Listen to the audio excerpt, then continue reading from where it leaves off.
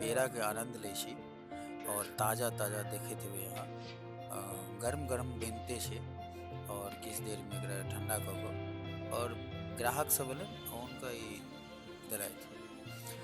तऽ हम सबसे इएह रिक्वेस्ट करब शुद्ध और नीक चीज जरूर कहब कि अहूँ सब खाओ और राँटी चौक से गुजरब तऽ एहि दुकान पर में आओ और दुकान पर आके आनंद लिया पेड़ा के। बहुत स्वादिष्ट पेड़ा और बहुत नीक पेड़ा।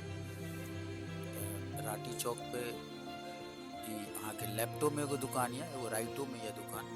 तो हम जब अहाँ मधुबनी से गाँव साइड है तो जरूर अहाँ एतऽ होल्ड करू और पेड़ा खाओ और एहने वीडियो सब देखे के लिए हमारे चैनल को सब्सक्राइब करू यूट्यूब चैनल के और फेसबुक इंस्टा पर अहाँ प्यार दियो। नेक्स्ट वीडियो के लिए